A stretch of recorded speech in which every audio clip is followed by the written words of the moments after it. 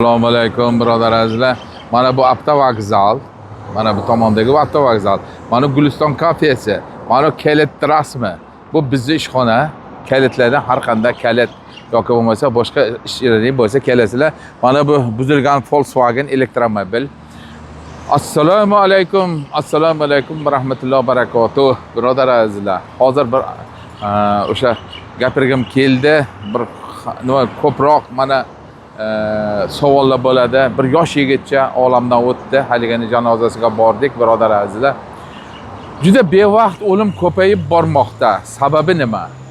Haligi bolamiz rahmatli juda yosh yigitcha.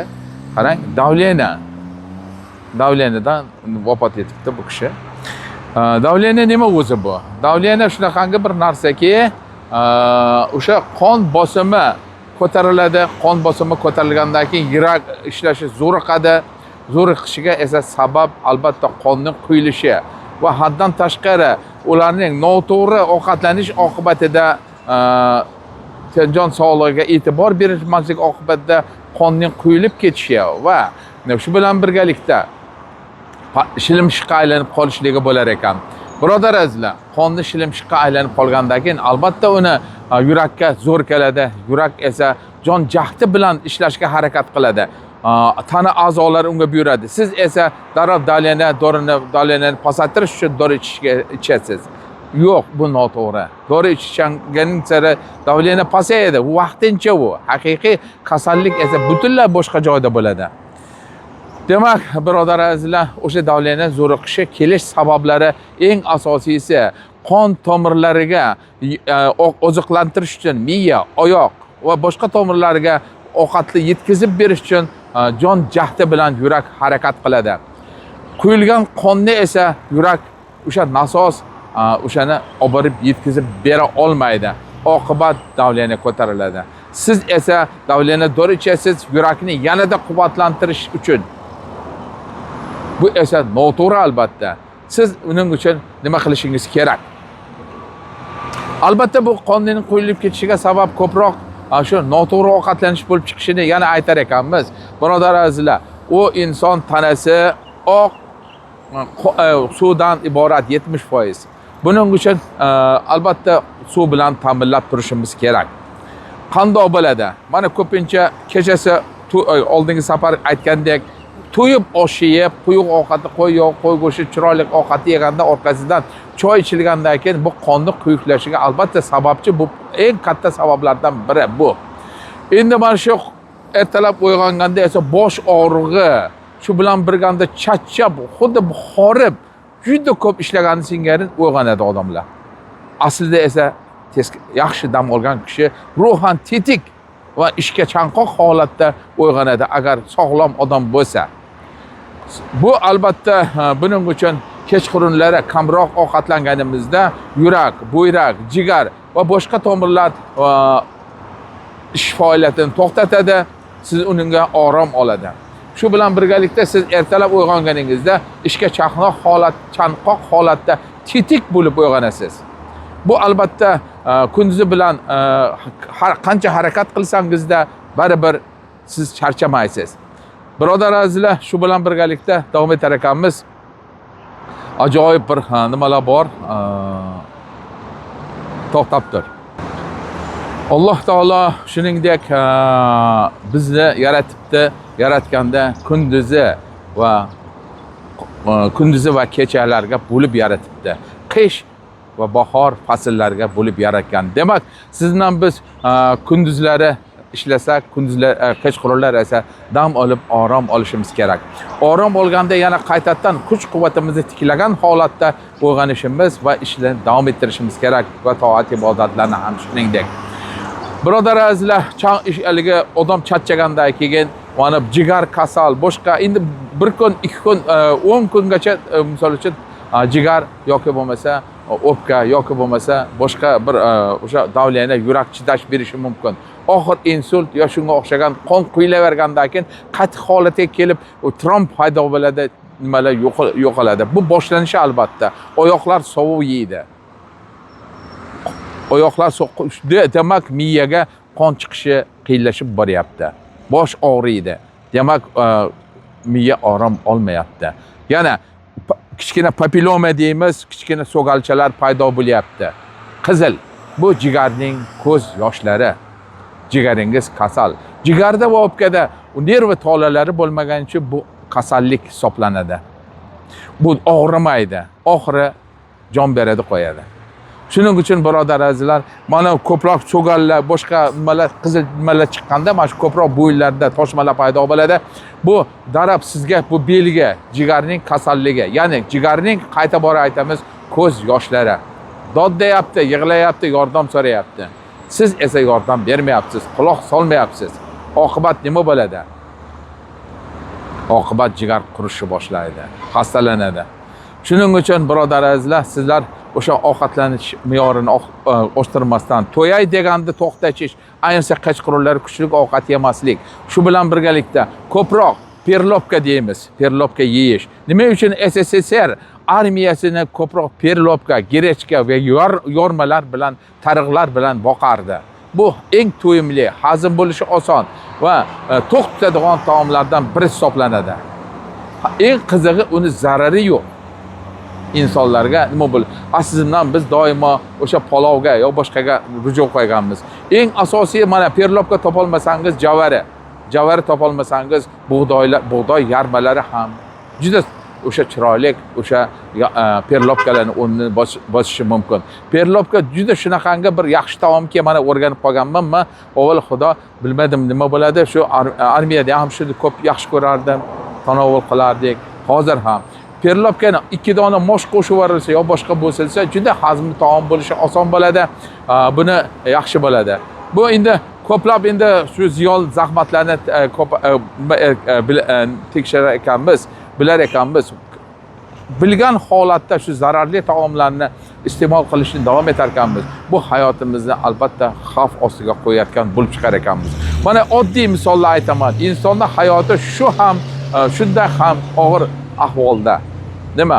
3 ta ko'zingiz oldida katta yomon narsa bor. 3 dona. Birinchisi, mana ko'proq hammamiz o'yimizda bor bu narsa.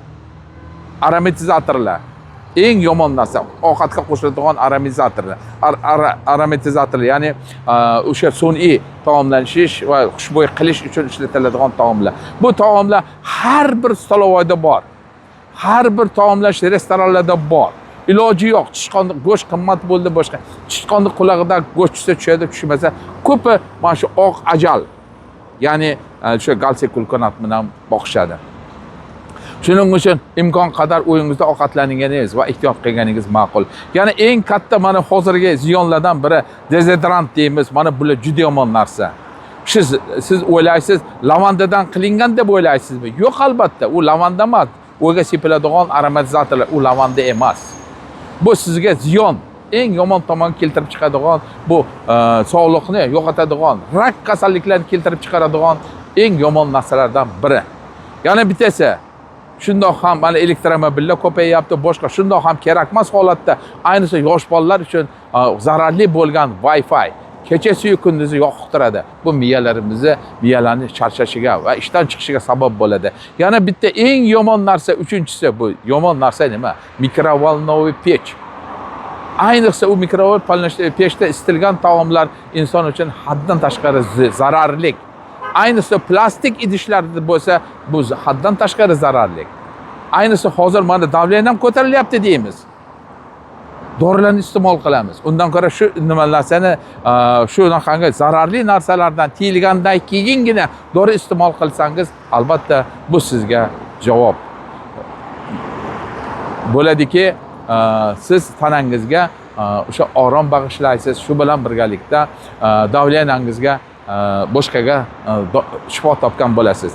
Hozir mana tut pishig'i mahalda qarang, tutni bargi hozir o'zidan mevasidan ko'ra tutni bargi kesib, salqin joyda maydalab, salqin joyda quritib, ularni choy qilib damlab ichinga, ayniqsa qand kasali borlarga, diabet kasali borlarga choy o'rniga shuni iching. Shuni ichinga deya ta'sirini ko'rasiz. Sog'lom odam ham tutni bargini choy qilib ichsa, hozir tut pishgan mahaldagi boshqa narsa. Bargi. Tut pishgandan keyingi barg boshqa narsa bo'ladi. Hozir tut pishgan mahaldagi bargini siz tozalab, olib, quritib olib qo'ying, bu boshqa narsa bo'ladi. Shunaqangi davo bo'ladi. O'zini mevasidan ko'ra tutning bargi mana ayniqsa davleniya tushirish uchun eng zo'r arzon nima tutni bargi yaxshi, hamma joyda bor. Farqi yo'q. Marvarid tut, balxiy tut, nima tut farqi yo'q. Hammasi tut pishig'i bo'ldimi? Demak, siz o'sha tutlarni bargini maydalab quritib qo'ying, iching. Mana bizda o'sha gospitallarda SSR paytida gospitallarda berardi. Eslab ko'ringida, qizilchani quritib, salqinda quritib qo'yishardi. Bularni o'sha tolqon qilib maydalab, choy qilib ichilardi. U boshqa narsa, qonni o'sha eng o'sha mo'tadillashtirib beruvchi eng yaxshi dorilardan biri. O'sha nimalab qizilchalar pishgan mahalda, hozirgisi albatta ko'proq dorivor, pestitsid, gerbisidlar bilan katta qilingan. Siz kuzgi mahalda albatta shularni yig'sangiz maqsadga muvofiq bo'ladi. Birodar azizlar, oddiy narsalardan Alloh taolo yaratib qo'ygan shulardan iste'mol qiling. Albatta mana shu hozir zamonaviy, mana zararli bo'lgan ovqatlardan o'zingizni tiling. Kelgusi paytda, kelgusi nima sonlarimizda albatta yana harakat qilaman aytishga ki mana shu zavod yog'lari deb, zavod yog'i deb o'rganib ko'rganmiz, pista yog'i deymiz, semichka yog'i. Aslida qanday qilib olinadi? Hozirgi zamonaviy asbob-uskunalarda qanday qilib tayyorlanadi ularni? Paxta yog'ini qanday qilib tayyorlanadi? Nima bilan tayyorlanadi? Men o'shani tayyorlab sizlarga ko'rsatmoqchiman zavodlarda. Agar qiziqarli bo'lsa, obuna bo'ling. Gaplarim qiziqarli bo'lsa, obuna bo'ling va mehnatim qadriga yeting. Yetgan holatda qolganlar ham bilsin, qolganlar ham bildirish uchun albatta shu kommentariy yozasiz va bu bilan birgalikda ko'pchilik men jon qo'ydirib aytgan gaplarimga rahmat deb bilaman, tashakkurnoma deb bilaman. Albatta Alloh taolo hammamizni shifo karam ato qilsin. Do'stga xor, dushmanga zor, nomardga muhtoj qilmasin. Ko'proq aytadi 70-60 ga kirgandan keyin bolam boqadi yoki boshqa deydi. Aslo unga zo'riqmang. O'zingizga tilan o'zingizda bo'lsin. Do'stga xor, dushmanga zor bo'lib qolmang. Yetalatib qo'ymasin hech kimni. Eng yomoni shu, yetalatib qo'yishida. O'zingiz sog'lomsiz, o'zingiz yurganingiz yaxshi. Qaysi mashqlarni bajarishimni ham albatta aytib o'taman. Shu bilan birgalikda o'sha SSR paytida Mushtum va Krokodil degan jurnal bo'ladi. Shulardan esimga tushgan ba'zi bir qiziq voqealarni ham aytib o'tmoqchiman.